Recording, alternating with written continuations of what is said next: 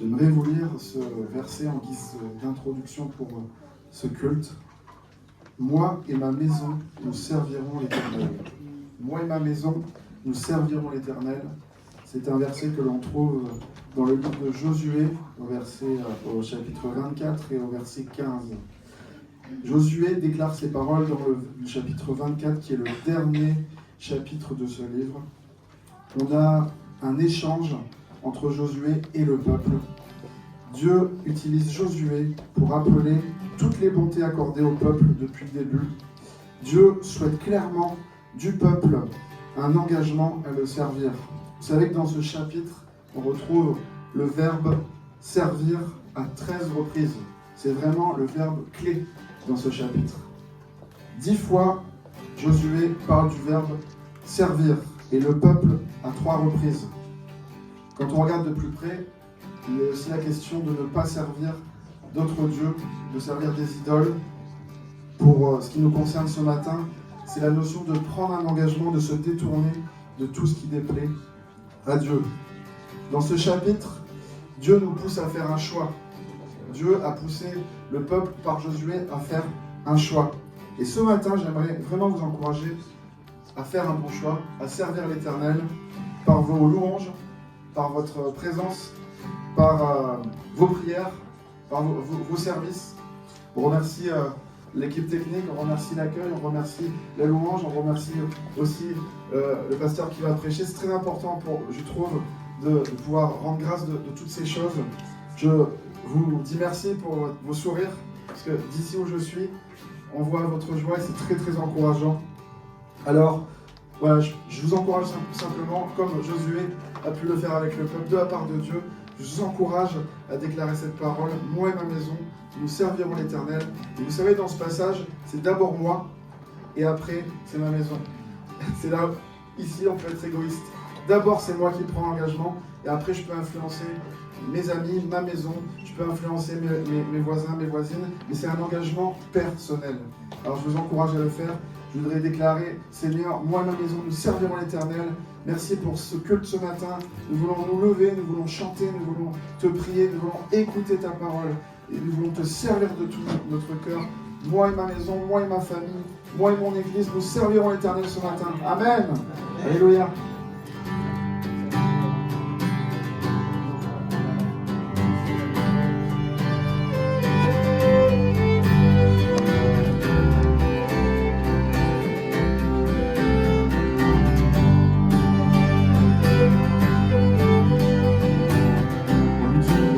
Célébrer, Seigneur. Nous venons célébrer, nous venons l'adorer. Devant lui, nous courons pour élever son nom.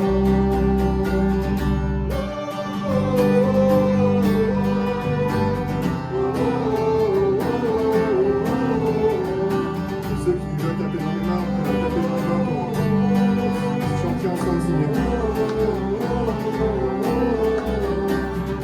Nous venons célébrer.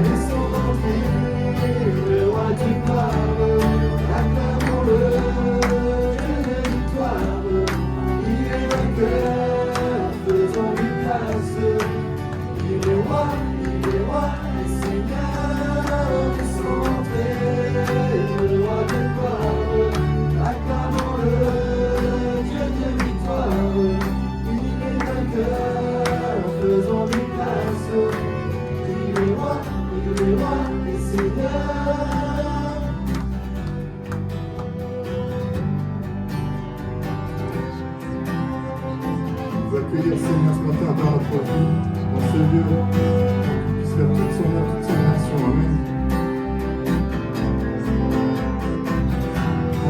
Accueillons notre Dieu, il est le merveilleux, glorieux, majestueux.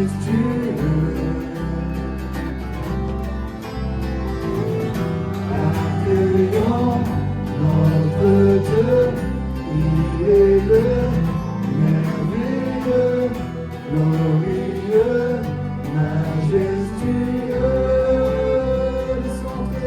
Laissons entrer le roi de gloire, acclamons-le, Dieu de victoire.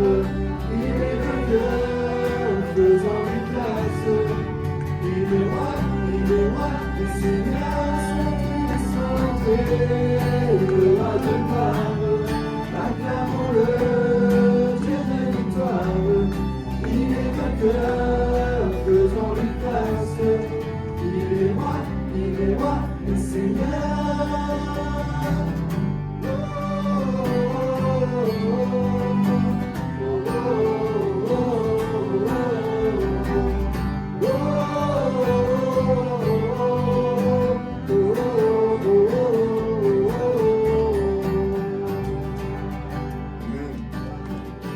Qui est là? Que tu te souviennes de lui. Quel es-tu? Que tu t'occupes de lui. Libéré de tant de mots, tant de frontières. Relâché de l'étreinte déchets. Non, rien ne peut nous arrêter ce matin. Amen. Non, rien ne pourra m'arrêter. Mon cœur ne peut s'empêcher de chanter. Tout en moi veut s'écrier. Toi seul est glorifié, Emmanuel, Dieu avec nous. Mon cœur chante un chant nouveau, affranchi de mon fardeau, Emmanuel, Dieu avec nous. Dieu tu sais, mon cœur est indigne et mauvais, malgré tout. Tu m'offres l'amour parfait. Non, rien ne pourra. Non, rien ne pourra m'arrêter. Mon cœur ne peut s'empêcher de chanter. Tout en moi veut s'écrier. Car toi seul est glorifié, Emmanuel, Dieu avec nous. Mon cœur chante un chant nouveau, affranchi de mon fardeau, Emmanuel, Dieu avec nous. Au regard de cette croix, humblement présent, accepte-le. Cœur reconnaissant, au regard de cette croix, humblement présent, accepte-le. Cœur reconnaissant, au regard de cette croix, humblement présent, accepte-le. Cœur reconnaissant.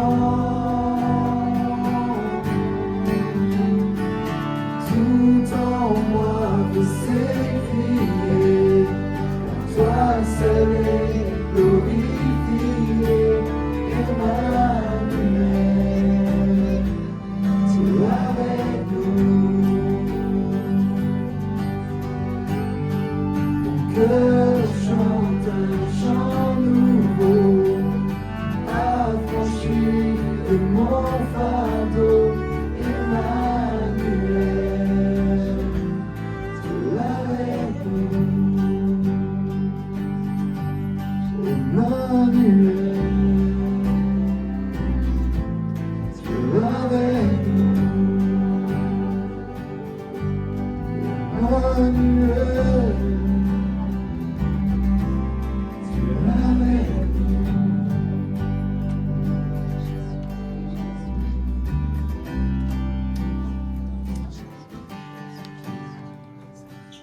Digne de tous les chants que je chante, digne de la louange que j'élève, digne de chaque son que je te rends, je vis pour toi.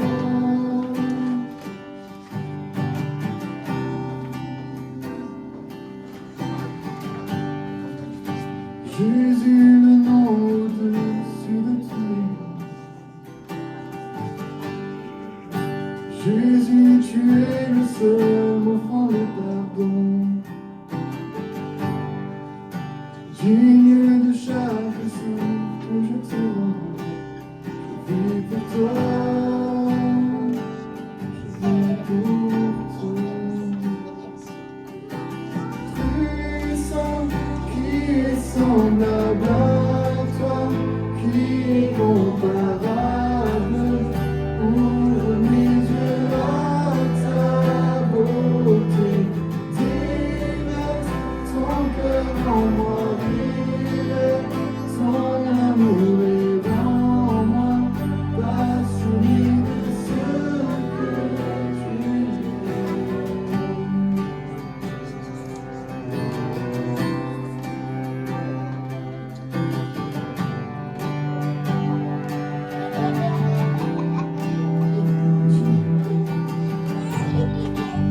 Digne de tous les chants que je chanterai, digne de la louange que j'élèverai, digne de chaque souffle que je te rends, je vis pour toi. Jésus, le nom. Jésus, le nom au-dessus de tous les noms. Jésus, tu es le seul m'offrant le pardon. Digne de chaque souffle que je te rends, je vis pour toi. Je vis pour toi. Puissant, qui est semblable à toi, qui est comparable. Ouvre mes yeux à ta beauté, déverse ton cœur en moi, vive ton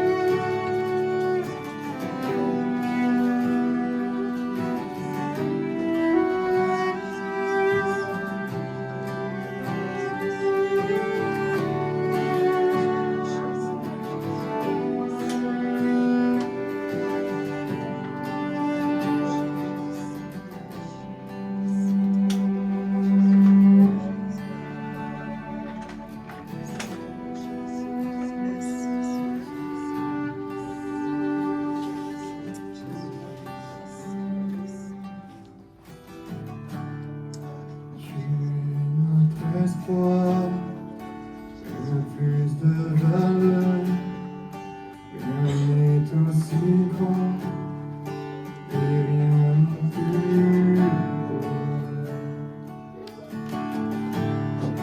que ta présence.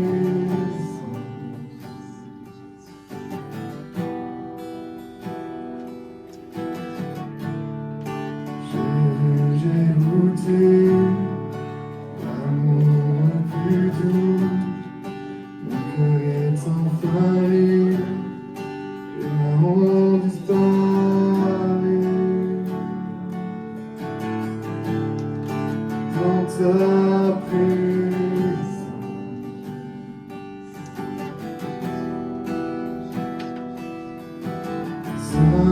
Saint-Esprit, tu es le bienvenu. Que ta présence remplisse, Seigneur, mon cœur s'ouvre après être submergé par ta présence, oh Dieu, par ta présence.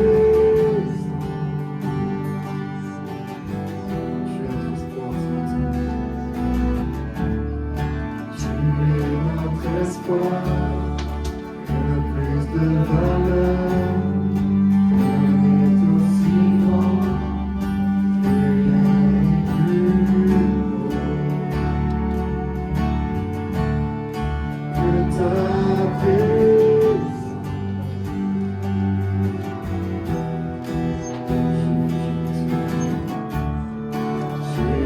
J'ai goûté l'amour le plus doux. Mon cœur est enfin libre,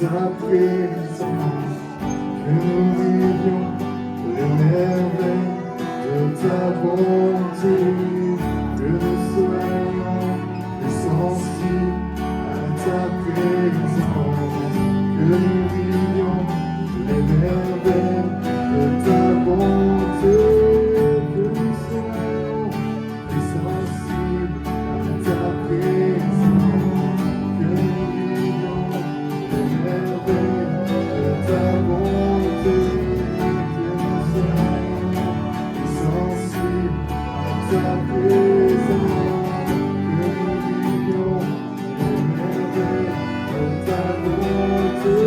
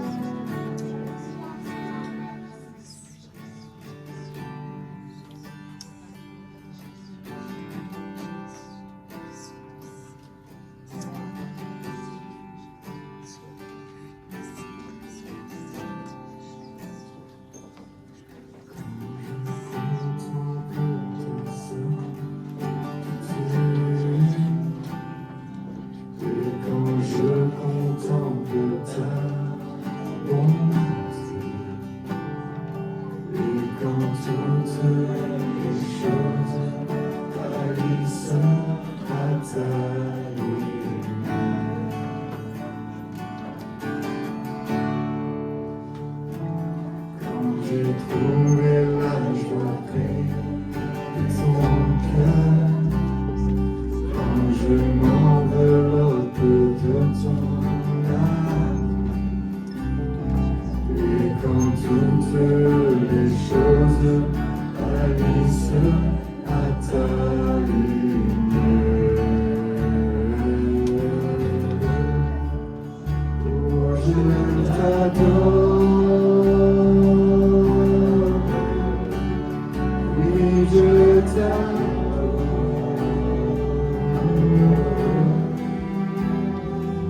Si je vis, Seigneur, c'est pour t'adorer.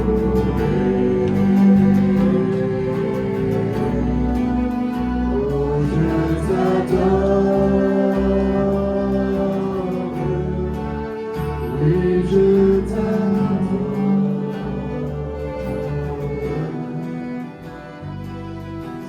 Je vis, Seigneur, c'est pour t'adorer.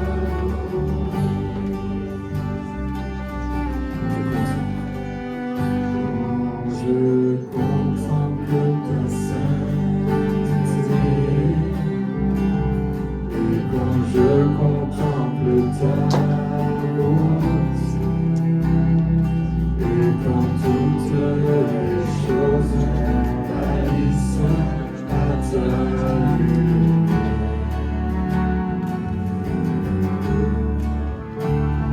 Quand j'ai trouvé la joie pleine de ton cœur, quand je m'enveloppe de ton amour, et quand toutes les choses pâlissent à ta lumière. Oh, je t'adore. Oui, je t'adore. Si je vis, Seigneur, c'est pour t'adorer.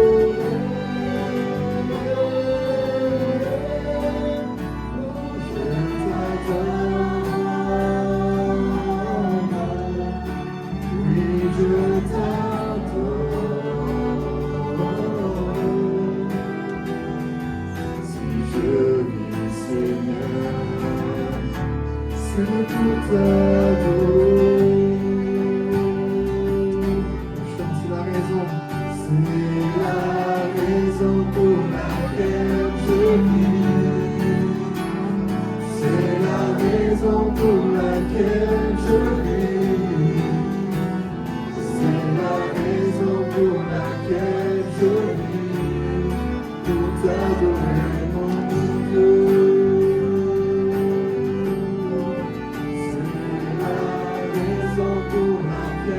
Je vis,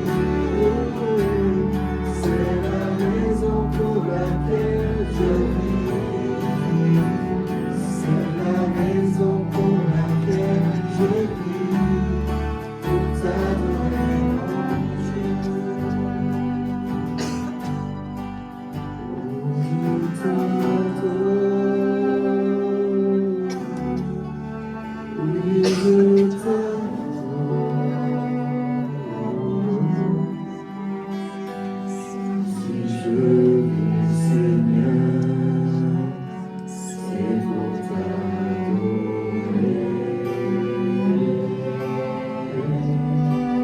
Oh, je t'adore, oui, je t'adore.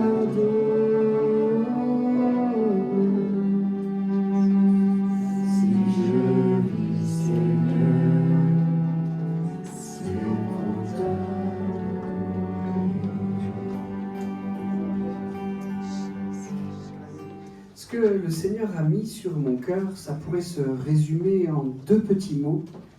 Reste tranquille. Reste tranquille. Et je crois que ça rejoint tout à fait la pensée que le Seigneur a donnée tout à l'heure. On est placé sur un rocher, peut-être au milieu de flots tumultueux, mais parce que ce rocher, c'est Christ, on peut, permettez-moi, on doit, Seigneur aide-nous, rester tranquille. Amen. Reste tranquille. Je vous propose une première lecture dans le livre des Psaumes au chapitre 46 et au verset 2. Psaume 46, verset 2. Je vous le lis. Dieu est pour nous un rempart.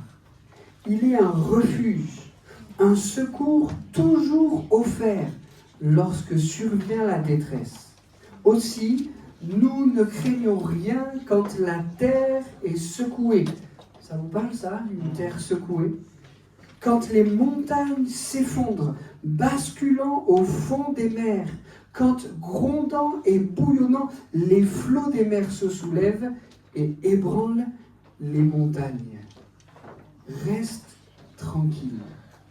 Et pour développer cette pensée, je vous propose de trouver ensemble, dans le livre des Psaumes, 4 clés pour rester tranquille. Ça ne va pas être des clés d'une innovation extraordinaire. Ça ne va pas être des clés révolutionnaires. Quelquefois, on est un peu comme Naaman, vous savez. On s'attend à ce que Dieu intervienne dans nos vies. Et quand le serviteur du prophète vient nous voir en disant « Eh bien, va te laver dans l'eau du Jourdain, 7 fois, et tu seras guéri de ton mal », on est quelquefois un peu comme Naaman en disant « Mais je m'attendais à quelque chose d'un peu plus inédit. Ça, aller me baigner dans le fleuve, j'aurais pu le faire chez moi. Seigneur, est-ce que tu n'as pas quelque chose de nouveau, quelque chose de révolutionnaire, quelque chose qui est moderne ?» Et Dieu nous dit que sa puissance, elle est dans ces choses qui font notre identité, notre fondement, ces choses simples que la parole nous donne. Et donc, pour rester tranquille, je vous propose qu'on fixe nos regards dans le livre des Psaumes pour trouver 4 clés simples, mais qui sont pour nous un fondement, afin que l'on reste tranquille, que l'on reste en paix, même quand la terre est secouée, quand les montagnes s'effondrent, quand le fond des mers sont grondants, bouillonnants, et qu'ils ébranlent les montagnes. Je crois que notre monde connaît ça. Ce que ce psaume 46 nous décrit, notre monde le connaît. Et je ne vais pas longtemps m'appesantir là-dessus parce que je ne suis pas certain qu'il soit indispensable que je fonde le constat, je crois qu'on a tous le même, mais simplement dire, pour faire un lien avec l'actualité, avec ce que nous vivons, on entend dire que selon le résultat des élections ce soir, notre pays pourrait être en guerre civile, on entend dire que le ministère de l'Intérieur a préparé des policiers en grand nombre pour essayer de veiller. Je crois qu'on peut dire que dans cette situation ou que dans d'autres, notre terre est secouée. Mais Seigneur, nous voulons être de ceux qui restent tranquilles. Tu nous as placés sur un rocher et tu tiens nos vies dans ta main. Alors, 4 clés pour rester tranquille. Le psaume 57 nous en donne une et j'ai choisi de la souligner en premier. Psaume 57, verset 8. Mon cœur est tranquille, ô mon Dieu. Mon cœur est tranquille. Oui, je chante et je te célèbre en musique. Mon cœur est tranquille. Oui, je te chante et je te célèbre en musique. Je crois qu'une première clé pour rester en paix est certainement celle de l'adoration. Pas comme un procédé magique, mais comme un positionnement, un choix.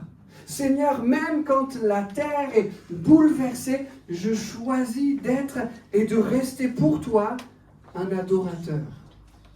Il m'arrive souvent de conseiller aux gens qui viennent me voir en disant « Jean-Emmanuel, j'ai le sentiment d'avoir perdu ma paix, je connais et je vis quelques moments d'angoisse et j'ai aucune maîtrise sur ces choses et ça descend sur mon cœur et je ne sais pas comment réagir à ça. » Il m'arrive souvent de conseiller à ces personnes-là de dire « Prends un moment dans la louange et dans l'adoration quand cela vient. » Un moment où on se tient à part, où on choisit de ne pas mettre le focus sur cette angoisse qui monte, mais où on choisit de mettre le focus sur quelqu'un qui est bien plus grand que cette angoisse, quelqu'un qui est bien plus fort, quelqu'un qui nous apporte la stabilité. Je j'ôte les yeux de cette situation-là et je les pose sur ce Dieu qui fait que mon cœur reste tranquille.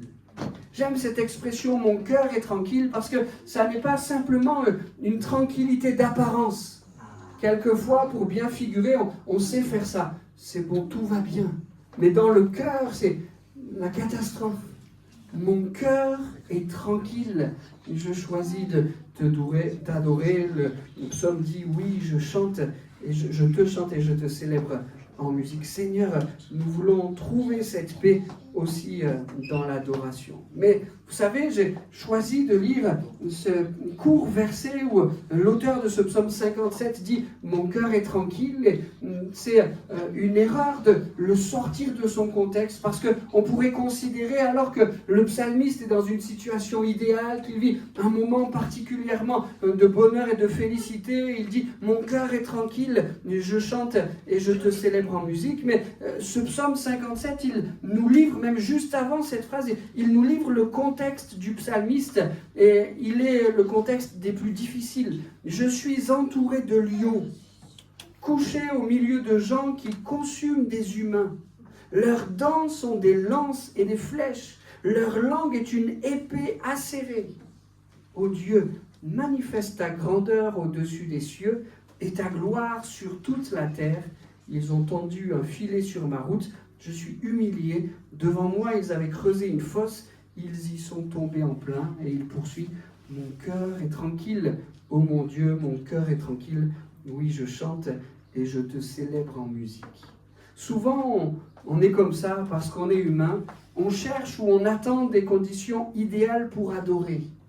Seigneur, quand ça ira mieux, quand mon cœur sera apaisé, quand j'aurai trouvé un peu une stabilité au milieu de ce monde qui va dans tous les sens, alors je pourrai être cet adorateur. On cherche et on attend des conditions idéales.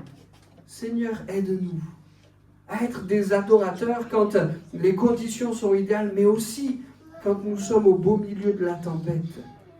Vous savez, récemment, et j'espère que ma sœur Ginette ne m'en voudra pas, mais récemment, la louange de ma sœur m'a fait tellement du bien. On sait tous qu'elle était au milieu d'une tempête. Et une tempête où les flots cherchaient à la faire chuter, la faire tomber, mais elle a gardé sa foi en Dieu. Et dimanche après dimanche, a élevé une voix d'adoration.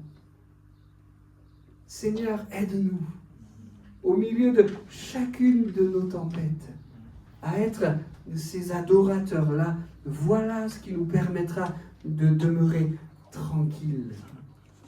Seigneur, je choisis de te célébrer et de t'adorer. Certainement que ce que je vous dis là, restez tranquille, restez dans l'adoration, même dans la tempête pour rester tranquille, ça vous évoque quelques passages des Écritures, Paul et Silas en prison. S'ils avaient attendu que les conditions soient idéales pour élever leur voix, ils n'auraient pas chanté et adoré cette nuit-là. Mais leur cœur était tranquille, ils trouvaient cette tranquillité dans cette condition de louange et d'adoration. Merci Seigneur pour ça. Pierre est lui aussi en prison. Il sait que les juges de l'époque vont statuer. Il peut s'attendre à ce que le lendemain matin de cette nuit-là, il soit condamné comme d'autres avant lui. Mais il est en paix. Il est tranquille dans sa geôle. Seigneur, aide-nous à saisir, à trouver cette tranquillité alors que notre monde connaît la tempête. Restons tranquilles. Portons et communiquons sa paix, soyons ses adorateurs, même au milieu des flots. Amen. Une deuxième clé, toujours dans le livre des psaumes, vous l'aurez compris, cette fois dans le chapitre 62 et au verset 6. Oui, remets-toi mon âme à Dieu seul dans le calme. Mon espoir vient de lui. Pour sûr, lui seul est mon rocher et mon sauveur. Ma forteresse, je ne serai pas ébranlé. De Dieu dépendent mon salut et ma gloire, mon rocher fortifié, mon refuge est en Dieu. Et là aussi, on peut aller chercher, tirer le contexte de ce psaume, c'est juste avant au verset 4 et 5. Combien de temps allez-vous tous ensemble vous ruer sur un homme pour chercher à l'abattre comme un mur qui s'affaisse ou comme une clôture qui cède à la poussée ? Oui, eux, ils forment des projets pour le précipiter de son poste élevé. Ils aiment le mensonge. De la bouche, ils bénissent, mais du cœur, ils maudissent. Ça, c'est le contexte. Mais où est le psalmiste ? Il est dans un espoir qui est près de Dieu. Il est vers le rocher, vers la forteresse. Il est sur ce rocher fortifié, ce refuge dont nous parle le psalmiste. Amen. Dieu connaît nos contextes. Et il désire que nous puissions rester tranquilles, même au moment des tourments. Et cette deuxième clé que le psaume ici nous révèle, c'est que cette tranquillité, même au milieu des tourments, elle se trouve dans une proximité avec Dieu. Le psalmiste dit ici, il est ma forteresse, il est mon refuge, il est mon rocher fortifié, il est celui auprès duquel je vis la paix qu'il me donne. Dieu connaît notre contexte et il nous propose une proximité adaptée. Ici, le psalmiste avait besoin, je le disais, de forteresses, de rochers fortifiés. Il y a d'autres moments où la proximité que Dieu nous propose est différente. Je pense par exemple au psaume 23 où il nous place dans de verts, d'autres versions disent dans de gras pâturages. C'est aussi une proximité qui nous communique la paix. On est dans un endroit à part, on est dans un endroit à l'abri, un endroit protégé. Et on imagine là une prairie verdoyante. Un moment de calme, un moment de paix. Forteresse ou vert pâturage. Quelquefois, on voudrait souffler à Dieu la solution. Seigneur, si je voulais connaître véritablement cette paix que tu me proposes, alors j'aurais besoin de la forteresse. Conduis-moi dans la forteresse ou bien conduis-moi dans le vert pâturage. On a quelquefois une idée bien précise de l'endroit où Dieu pourrait nous donner et nous communiquer sa paix. Mais faisons-lui confiance. S'il nous conduit à ce que nous soyons dans cette proximité avec lui, une proximité presque de combat, quand on a la forteresse, le rocher fortifié, tout ça, eh bien Seigneur, je te laisse me conduire dans cet endroit, sois ma forteresse, sois mon rocher fortifié. Si ton désir, si ta volonté de me conduire dans ce gras pâturage, ce vert pâturage, Seigneur, c'est ta volonté et je m'y soumets. Je veux te laisser diriger et conduire mes pas, mais je veux en tout moment, en toute circonstance, considérer que ma tranquillité est dépendante de ma proximité avec toi. Que mon épreuve, que ma difficulté, que mes angoisses peut-être ne m'éloignent pas de toi, mais je veux rester proche de ce Dieu merveilleux que tu es, que ce soit au sein de cette forteresse ou dans ce chant à l'abri, Seigneur, tant que tu es là, je suis tranquille. Tant que ta houlette et ton bâton sont sous mes yeux, alors je sais que tu veilles sur moi et je sais que je peux rester dans la paix. Amen. Jésus-Christ nous laisse l'exemple de cette proximité qui donne une paix quelles que soient les circonstances. Il dort dans la barque au milieu de la tempête.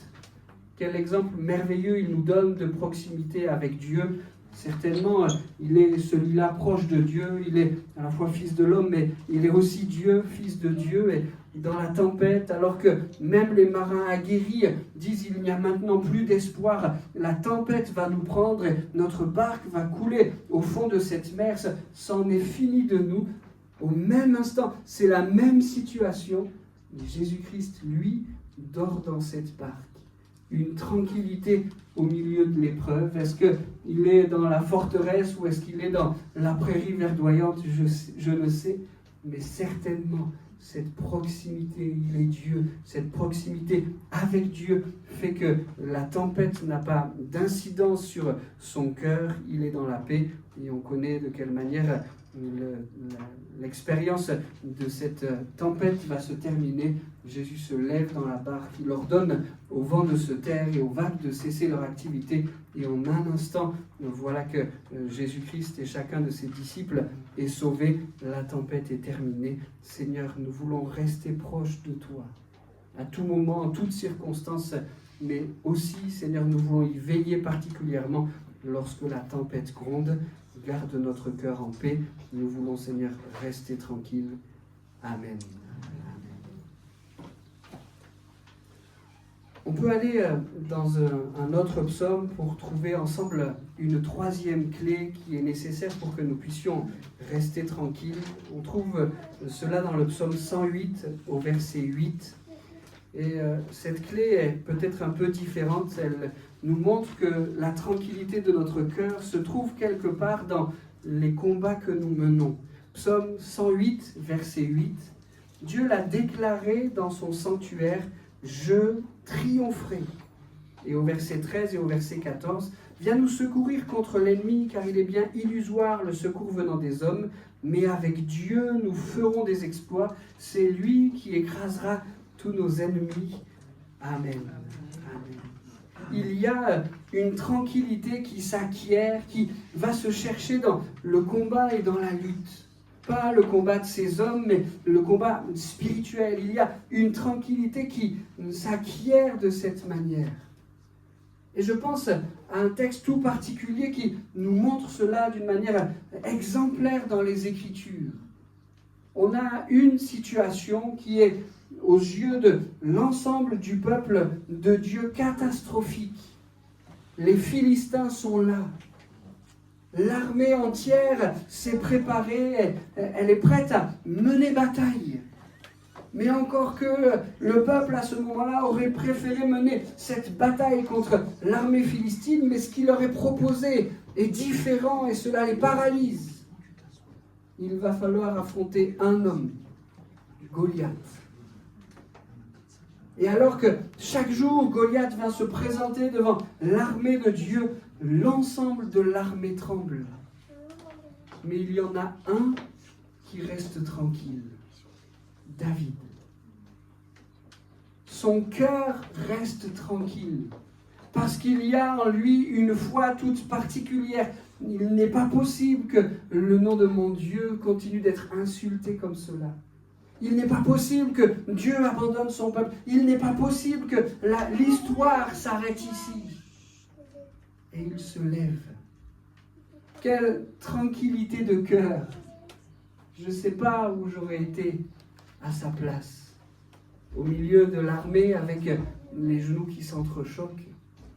Ou comme lui allant trouver le roi Saül en disant « Je suis un berger ».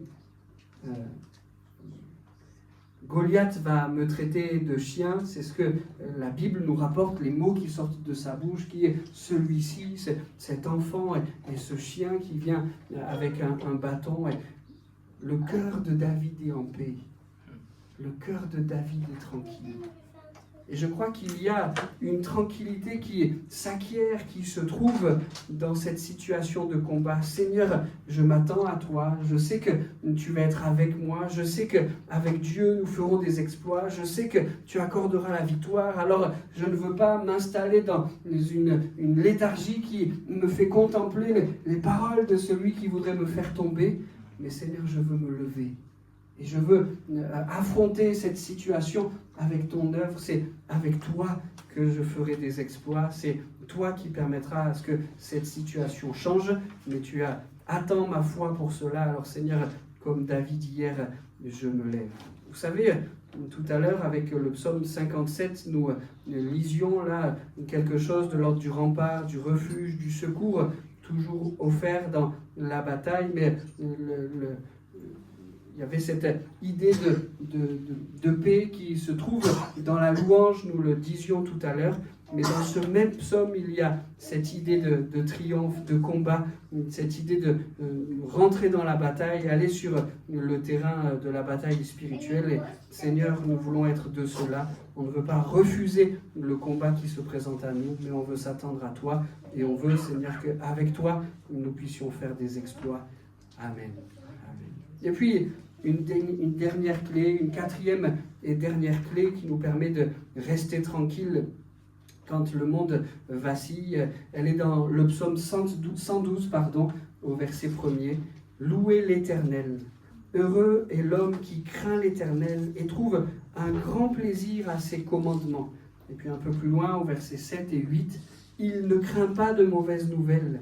Il a le cœur tranquille, confiant en l'Éternel, plein d'assurance, il est sans crainte dans l'attente de voir le sort réservé à ses ennemis. » Je vais relire ce passage-là. « Louez l'Éternel, heureux est l'homme qui craint l'Éternel et trouve un grand plaisir à ses commandements. » Et les versets 7 et 8. « Il ne craint pas de mauvaises nouvelles, il a le cœur tranquille, confiant en l'Éternel, plein d'assurance, il est sans crainte. » Amen.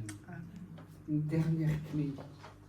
Être selon les commandements de Dieu, chérir les commandements de Dieu, voilà ce qui nous donne d'être tranquille. Ça rejoint le thème de la prédication que nous avons entendu dimanche avec le pasteur Joël Chédru et cette méditation du psaume 119 et ce trésor que nous avons dans les commandements de Dieu et dans sa parole. Je crois qu'il y a quelque chose dans cet attachement, dans ce chérissement, je le dis comme ça, des commandements de Dieu et de sa parole. Je crois qu'il y a dans ces choses quelque chose qui nous donne de la tranquillité. Seigneur, aide-nous à être cohérents. Seigneur, on cherche et on attend cette paix, cette tranquillité. Aide-nous à être cohérents et à t'offrir une vie cohérente, une vie en adéquation, en adhésion avec tes commandements, avec ce que tu attends de nous. Pardon pour toutes les fois où on tombe. Pardon pour toutes les fois où on faillit. Notre cœur était fait de bonnes intentions, mais Seigneur, ton commandement nous a échappé. Et Seigneur, donne-nous de savoir marcher dans cette voie. Je demandais à l'équipe de musiciens de venir me rejoindre pendant qu'on termine cette prédication. Seigneur, cette tranquillité, on la veut dans le cœur alors que ce monde est vacillant. Mais Seigneur, je sais que cette tranquillité, elle s'obtient aussi avec la vie que je t'offre. Aide-moi à chérir, aide-moi à aimer, aide-moi à m'attacher à ta parole et à tes commandements. Et à ne pas vivre simplement de ma foi quand je m'attends à ce que tu interviennes, à ce que tu fasses quelque chose de particulier dans ma vie, mais Seigneur, que tes commandements, je les chérisse et que je les mette en pratique à chaque instant, à chaque moment. Voilà ce qui me donnera une force, une tranquillité, même quand la tempête, même quand les épreuves, même quand les flots chercheront à faire couler ma barque. Seigneur, je veux chérir tes commandements. Et avec cette clé-là, je pense à 3 hommes qui ont su parfaitement l'illustrer. Shadrach, Meshach et Abednego. Vous vous souvenez de leur situation? Il y a dans leur cœur comme un dilemme. Soit je vais le dire comme ça avec des guillemets, une entorse au commandement de mon Dieu et je me mets à adorer celui qui est le roi.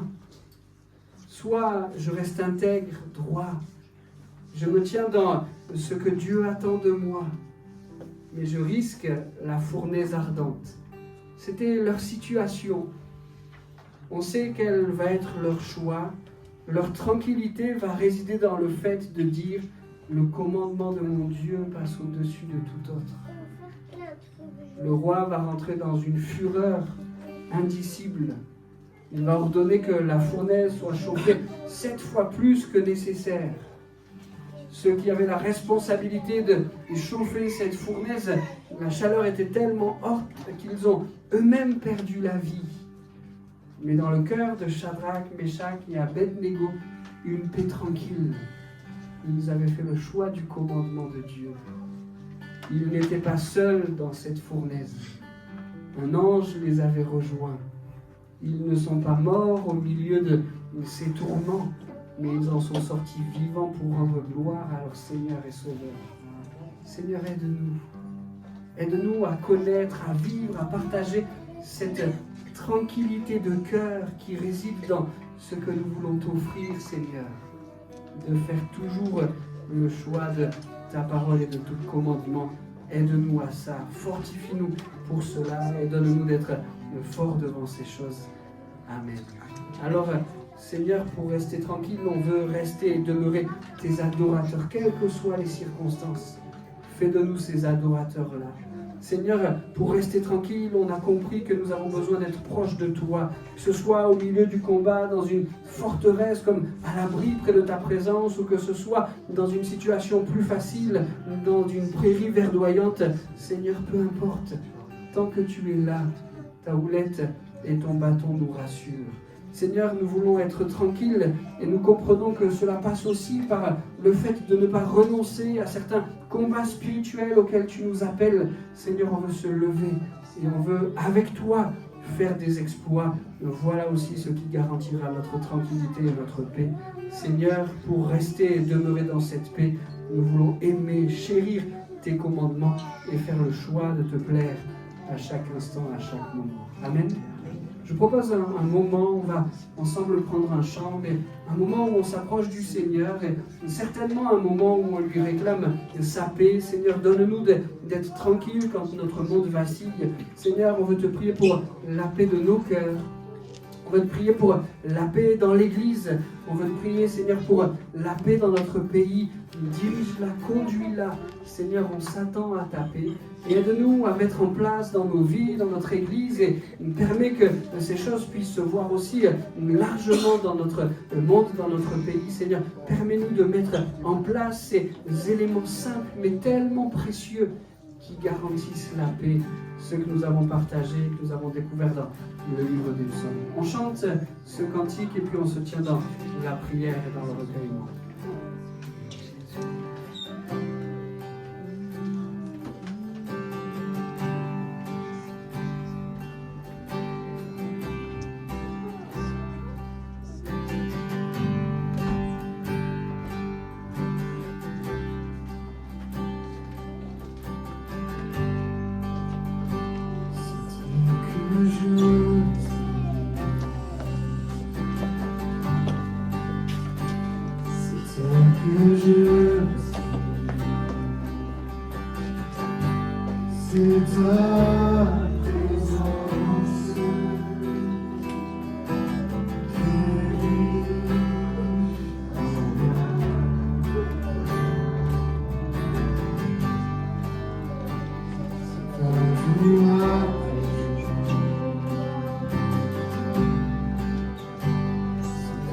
You